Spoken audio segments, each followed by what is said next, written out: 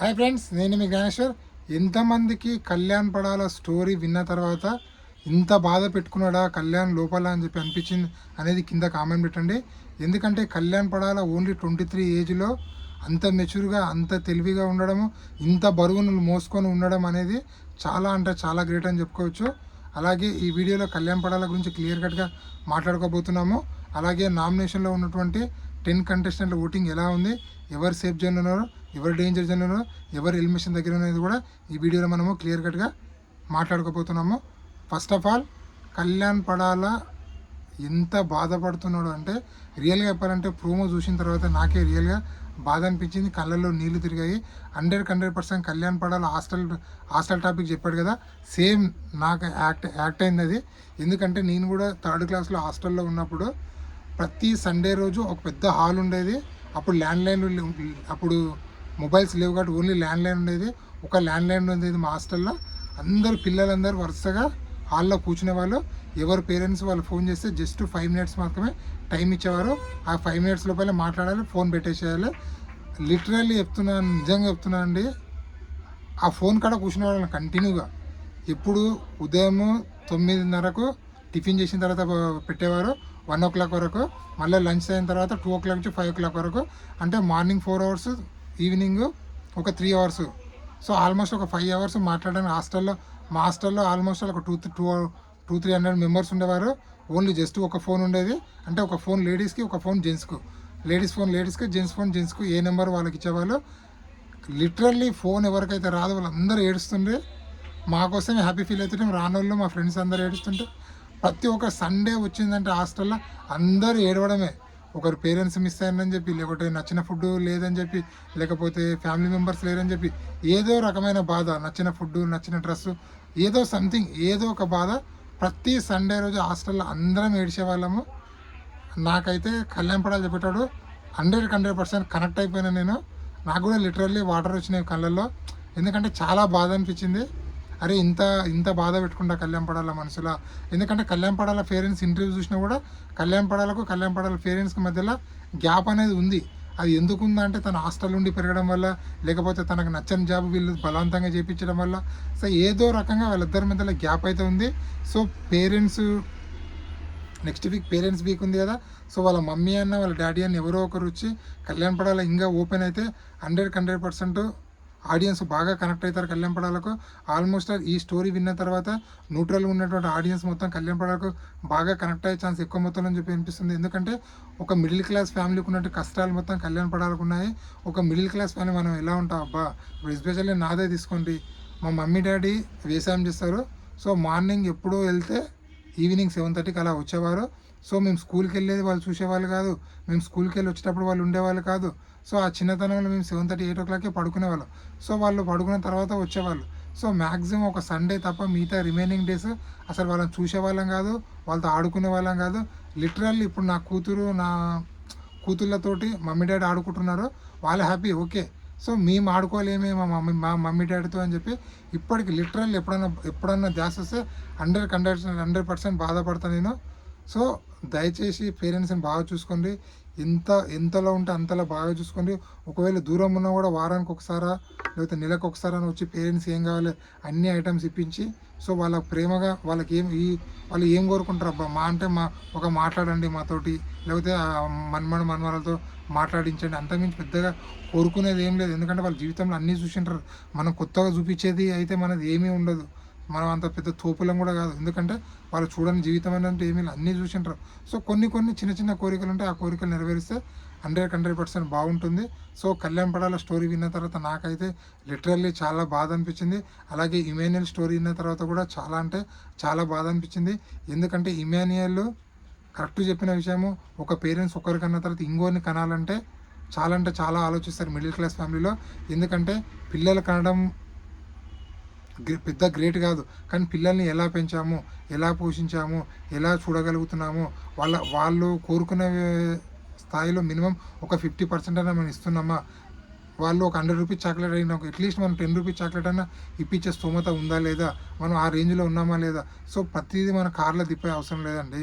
Cycle మీద తిప్పినా కూడా వాళ్ళు హ్యాపీగా ఉన్నారా లేదా అనేది చూసుకునేది మన పేరెంట్స్గా మన బాధ్యత.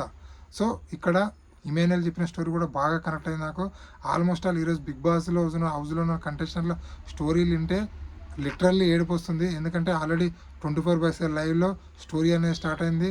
రీతు చౌదరి స్టార్ట్ అయింది, అలాగే సంజన గారిది స్టార్ట్ అయింది, అలాగే కళ్యాణ్ కూడా స్టార్ట్ అయింది. సో మీరు కావాల్సి చూడండి, స్టోరీ పెట్టుకో, అన్ని స్టోరీలు వస్తున్నాయి. అలాగే కళ్యాణ్ పడాల గురించి మీరు ఏమనుకుంటున్నారో సో దయచేసి కళ్యాణ్ పడాల ఫ్యాన్స్ ఎవరైనా ఉంటే కళ్యాణ్ పడాల స్టోరీని మొత్తం వైరల్ చేయండి. ఎందుకంటే న్యూట్రల్ ఆడియన్స్ కళ్యాణ్ పడాలకు ఓటేసే విధంగా చేయండి. ఎందుకంటే ఇప్పుడు సెలబ్రిటీ గెలిస్తే పెద్దగా వాళ్ళకు వచ్చే లాభం అంటూ ఏమీ లేదు. ఇప్పుడు తనుజ గెలిచింది అనుకోండి, కొన్ని డబ్బులు వస్తాయి, హ్యాపీగా ఫీల్ అవుతారు, మర్చిపోతారు. అదే మిడిల్ క్లాస్ ఉన్నటువంటి పవన్ కళ్యాణ్ పడాల్ లాంటి వాళ్ళు గెలిస్తే వాళ్ళకు ఒక అచీవ్మెంట్ అవుతుంది.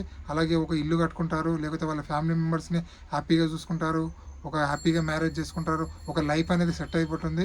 ఎందుకంటే అంత డబ్బు రావడం మిడిల్ క్లాస్ వాళ్ళకు నాటే జోకు. ఒక 50 lakhs ప్రైజ్ మనీ గెలిస్తే ఆల్మోస్ట్ 38 to 39 lakhs వస్తాయి కాబట్టి వాళ్ళ జీవితం అనేది మారిపోతుంది.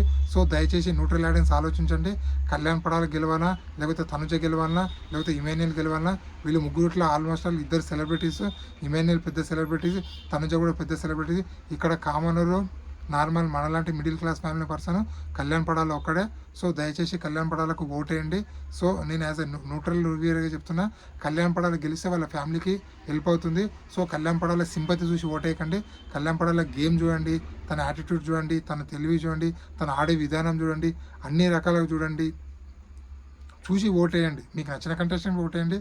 నేను చెప్పానని చెప్పి కళ్యాణ్ పడాల ఓటేసే అవసరం లేదు. కొంచెం ఆలోచించి ఓటేయండి. సో అరే తనుజ గెలిస్తే ఏముంటుంది, మన మన ఇమాన్యుయల్ గెలిస్తే ఎలా, కళ్యాణ్ పడాల గెలిస్తే ఎలా, ఎవరు గెలిస్తే వాళ్ళ ఫ్యామిలీ సెట్ అవుతాయి, ఎవరు గెలిస్తే వాళ్ళు హ్యాపీగా సెట్ అవుతారు అనేది ఆలోచించండి. అలాగే నామినేషన్లో ఉన్నటువంటి 10 కంటెస్టెంట్లో ఓటింగ్ ఎలా ఉంది, అలాగే టాప్ 5 ఎవరు అనేది వీడియోలో క్లియర్ కట్గా మాట్లాడుకుందాము. సో నామినేషన్లో కళ్యాణ్ పడాల, తనుజ, భరణి, సుమను, సంజన, రీతు, దివ్య, గౌరవ్, డెమాన్, నిఖిల్ టోటల్గా 10 కంటెస్టెంట్లో నామినేషన్లో ఉండడం జరిగింది. వీళ్ళ ఓటింగ్ ఎలా ఉందంటే టాప్లో కొనసాగుతాం కళ్యాణ్ పడాల. ఇన్స్టాగ్రామ్ చూసినా, ట్విట్టర్ చూసినా, ఫేస్బుక్ చూసినా, టెలిగ్రామ్ చూసినా, వాట్సాప్ చూసినా, ఎక్స్ చూసినా, అంటే ట్విట్టర్ చూసినా, ఎక్కడ చూసినా కూడా కళ్యాణ్ పడాల టాప్లో కొనసాగుతుండు. గూగుల్లో చూసినా కూడా కళ్యాణ్ పడాల టాప్లో కొనసాగుతుండు. కళ్యాణ్ పడాల ఓటింగ్ 31% కొనసాగుతుంది. తనుజ ఓటింగ్ 27%లో, బర్నీ ఓటింగ్ 10%లో, సుమన్ ఓటింగ్ 7%లో, సంజన ఓటింగ్ 5%లో, Ritu voting 4%, Divya voting 4%, Gaurav voting 3%, Demon voting 3%, Nikhil voting 2%లో కొనసాగుతుంది. మొత్తానికి వీళ్ళందరూ ఓటింగ్ చూస్తే దుమ్ము దులుపుతుందని చెప్పుకోవచ్చు. వీళ్ళలో సేఫ్ జోన్లో ఉన్న కంటెస్టెంట్లు ఓన్లీ నలుగురే. కళ్యాణ్ పడాల, తనుజ, భరణి, సుమన్ వీళ్ళు నలుగురు అయితే సేఫ్ జోన్లో ఉన్నారు ప్రజెంట్. మిగతా రిమైనింగ్ 6 కంటెస్టెంట్లు అయితే డేంజర్ జోన్లో ఎలిమినేషన్ దగ్గర ఉన్న క్లియర్ కట్గా చెప్పుకోవచ్చు. వాళ్ళు ఎవరు అంటే సంజన గారు, రీతు చౌదరి, దివ్యానికిత, గౌరవ్, డెమాను, నిఖిల్ వీళ్ళందరూ అయితే డేంజర్ జోన్లో ఉన్నారు, ఎలిమినేషన్ దగ్గర ఉన్నారని కూడా క్లియర్ కట్గా చెప్పుకోవచ్చు. నామినేషన్లో ఉన్నటువంటి 10 కంటెస్టెంట్లో మీరు ఎవరికి ఓటేద్దాం అనుకుంటున్నారు అనేది కింద కామెంట్ పెట్టండి. అలాగే మీరు ఎవరు ఎలిమినేషన్ అయితే బాగుందనుకుంటున్నారు అనేది కూడా కింద కామెంట్ పెట్టండి. ఈ వీడియో నచ్చినట్లయితే లైక్ చేయండి, షేర్ చేయండి, సబ్స్క్రైబ్ చేసుకోండి. ఇలాంటి వీడియోలు కొత్త వీడియోలు ఎప్పుడప్పుడు అందిస్తుంటాను. సో దయచేసి నాకు ఒక ఇన్స్టాగ్రామ్ ఐడి ఉంది. ఆ ఇన్స్టా ఐడి పేరు జ్ఞానేశ్వర్ బీబీ రివ్యూస్ అని ఉంటుంది. ఇన్స్టా ఐడిని ఫాలో అవ్వడం వల్ల మాకు వచ్చే లాభం ఏంది బ్రో అంటే బిగ్ బాస్ 9 సంబంధించిన ప్రతి ఒక్క అప్డేట్ అనేది నేను ఇన్స్టా స్టోరీలో పెడుతూనే ఉంటాను. అంటే ఎపిసోడ్లో రాకన్నా ముందే మీకు ఇన్స్టా స్టోరీ రూపంలో లీక్స్ అనేది అందిస్తూ ఉంటాను. సో దయచేసి ఇన్స్టా ఐడిని ఫాలో అవ్వండి. ఇన్స్టా ఐడి ఫాలో అవ్వడం వల్ల మీకైతే చాలా లాభం ఉంటుంది. అలాగే నా యూట్యూబ్ ఛానల్, కొత్త యూట్యూబ్ ఛానల్ కూడా సపోర్ట్ చేయండి. ఎందుకంటే నా పాత యూట్యూబ్ ఛానల్ డిలీట్ అయింది అన్ఎక్స్పెక్టెడ్గా. సో ఈ కొత్త యూట్యూబ్ ఛానల్ కూడా సపోర్ట్ చేస్తారని మనసారా కోరుకుంటున్నాను. అలాగే నా టాప్ 5 ఎవరైనా కొందరు అడుగుతున్నారు.